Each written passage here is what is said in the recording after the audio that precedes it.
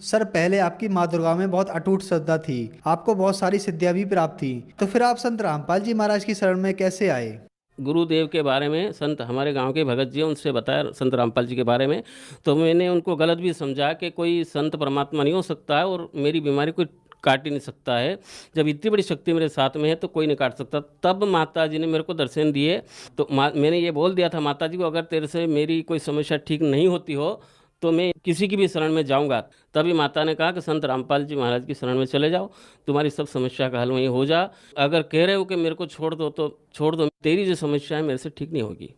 Sir आप माँ दुर्गा की अटूट श्रद्धा के साथ साथ भक्ति भी किया करते थे, और माँ दुर्गा ने आपको बताया कि आप संत रामपाल जी महाराज की शरण में जाइए और आपकी समस्याओं का समाधान वहीं हो पाएगा। तो क्या संत रामपाल जी महाराज की शरण में आने के बाद आपकी समस्याओं का समाधान हुआ, और इसके अलावा क्या लाभ प्राप्त हुए आपको संत रामपाल जी महाराज से नाम दीक्षा लेने के बाद? पत्नी को ये बच्चेदानी खराब हो चुकी थी। मैं बदनावर भी गया, रतलाम भी गया, थांदला भी गया, सभी दूर गया, मगर वो बीमारी ठीक नहीं हुई। और उसका पेट भी बहुत फूल चुका था। मैं फिर बढ़ने गए, डॉक्टर कापड़िया साहब ने बोला कि ऑपरेशन होगा, 3 गठाने हैं, इसमें एक कैंसर की गठान है और इसके बाद हम रिस्क नहीं लेंगे और 15 रोज के अंदर अंदर तुझे ऑपरेशन करवाना पड़ेगा। मैं घबरा चुका था, मेरे पास पैसे थे नहीं। मैं घर आ गया और मैंने कहा ये तो बीमारी अब कौन ठीक कर सकता है, ऑपरेशन जो गठाने हो गई है तो ऑपरेशन से ही बाहर होगी। उसी दिन संत रामपाल जी महाराज के सत्संग सुन रहा था। इंटरव्यू में एक भगत जी ने बताया कि मेरी पत्नी को ये बीमारी थी और वो इसकी बच्चेदानी मैंने अर्जी लगाई, ठीक हो चुकी। इसलिए मैंने भी मन में विचार करके अर्जी लगाई। संत रामपाल जी महाराज ने बताया कि बेटा भक्ति करो, ये बीमारी ठीक हो जाएगी। 3 दिन के अंदर अंदर मेरी पत्नी बिल्कुल स्वस्थ है और आज तक भी कोई बीमारी उसको नहीं है। संत रामपाल जी महाराज की कृपा से वो बीमारी बच्चेदानी की जो खराब थी, जो 3 गठाने थी, वो अपने आप फूटकर पेशाब की नाली से बाहर हो गई। उसके बाद मुझे भी 12 महीने बुखार रहता था सर। 12 महीने बुखार रहता था। हर साल मेरे को टाइफाइड होता था, मुझको सांस भी बहुत चलती थी। मैं इलाज भी करवा लेता मगर कहीं भी वो बुखार नहीं उतरता था। उसके बाद मेरे बच्चे को भी बीमारी थी, वो भी ऐसे चद्दर थे और वो जो लोहे की कील होती थी वो उसके पेशाब की जगह साइड में घुस चुकी थी और उसकी वो बाहर आ चुकी थी। डॉक्टर घबरा चुका था तो उन्होंने बताया कि ये बड़े अस्पताल में कहीं जाओगे तो ही ठीक होगी, इसका ऑपरेशन होगा। मगर मालिक से मैंने मन ही मन अरदास लगाई और बदनाम सरकारी अस्पताल में गए। हॉस्पिटल में कंप्यूटर साहब जी थे, डॉक्टर साहब तो थे नहीं। उन्होंने ही मात्र 2 मिनट में उस बच्चे को टाँके लगा दिए और अब वो बच्चा आज भी स्वस्थ है। संत रामपाल जी की कृपा से हमारी पत्नी की बीमारी, मेरे बच्चे की बीमारी, मेरी बीमारी, सब माली संत रामपाल जी महाराज की शरण में जाने के बाद सब ठीक ही। और अभी तक हम बिल्कुल ही सभी स्वस्थ हैं। हमारे घर का काम कारोबार भी अच्छा चलता है और कोई भी बीमारी नहीं हमारे घर में। सभी प्रकार से अभी हम सब ठीक हैं। ये तो छोटे छोटे तो वैसे बहुत ही लाभ है, मगर ऐसे सुनता है परमात्मा, ये संत रामपाल जी महाराज जी की शरण में आके मुझे पता चला। मेरे बच्चे के कान में गेहूँ चला गया था, हमने कोशिश करी, नहीं निकला। हम पास के गांव मुल्तान ले गए थे, वहाँ पूनम चंद जी पाटीदार डॉक्टर साहब है, उन्होंने भी वो देखा, निकालने की कोशिश करी, मगर वो गेहूँ पर्दे के पास चला गया था। उन्होंने बताया कि अब रतलाम बड़े हॉस्पिटल में बताना, वो साइड में से चीरा दे के ये गेहूँ निकाल देंगे। हम घबरा चुके थे दोनों पत्नी पत्नी। हमने जाते वक्त मालिक से अरदास करी, दंडवत करी और मालिक से बोला कि मालिक ऐसा करना कि हम अभी जी घर आ जाएं, कोई खर्चा भी नहीं हो और ये ठीक हो जाना चाहिए। हम पास के गांव सिमलादा गए, वहाँ पर डॉक्टर साहब अपने बस स्टैंड पर ही रहते हैं, वो बैठे थे। उन्होंने बताया क्या समस्या है मेरे को बताओ। तो हमने कहा कि ये अंदर अगर इन कुछ करेंगे तो फिर ये पर्दा फोड़ देंगे। फिर उन्होंने कहा नहीं आप लाओ, हम ले गए। उन्होंने कहा था क्या है, मैं ये गेहूँ अंदर चला गया और वो पर्दे के पास में है। उन्होंने कहा आप घबराओ मत। वो पानी का गिलास भर के लाए और 2 ही पिचकारी मारी थी, वो गेहूँ ऐसे निकाल के मुझे दे दिया। मैं देखता ही रह गया और उनको यही एक और है, मैं तो यही था। मैं ही घबरा गया। बस जो मैंने वहाँ दंडवत करके संत रामपाल जी महाराज को, वही का वही वहाँ जाके हुआ। ना तो कोई पैसा लगा और 1 घंटे में वापस हम घर आ चुके। ऐसे ऐसे कई प्रमाण हमारे साथ में हुए हैं।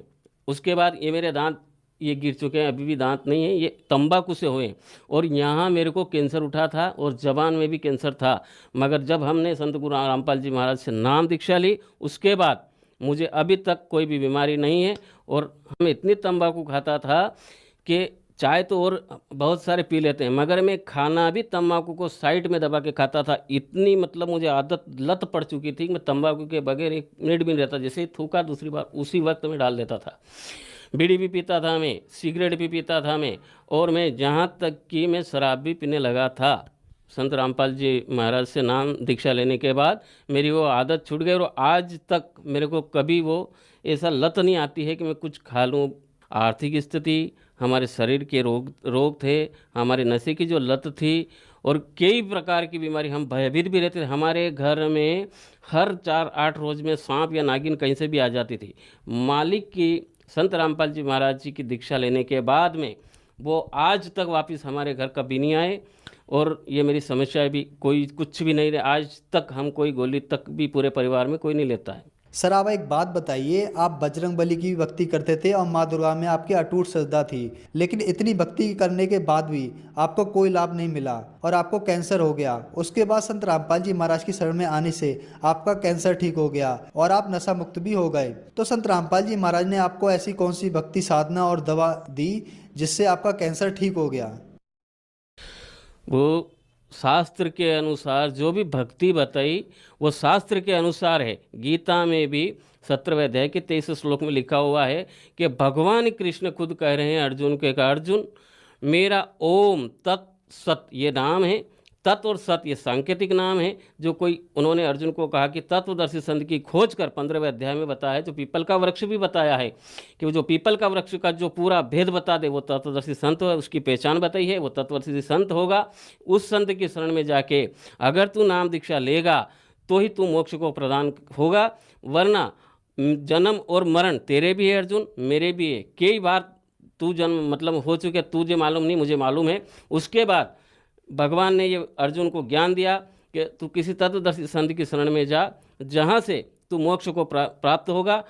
कई संत से सुने हैं कि अपने अपने मतलब अपनी अपनी भाषा में लोगों को समझा रहे हैं, गुमराह कर रहे हैं। बाकी ये शास्त्र के अनुकूल साधना नहीं है, शास्त्र की विपरीत साधना अपनी अपनी सब चला रहे हैं। संत रामपाल जी महाराज जी की शरण में हम गए तो शास्त्र के आधार पर हमें पूरा प्रमाण सहित संत रामपाल जी महाराज आज भी बताते हैं, पूरे प्रमाण के साथ में जो भक्ति बताते हैं उसी भक्ति से हमें सुख मिले हैं।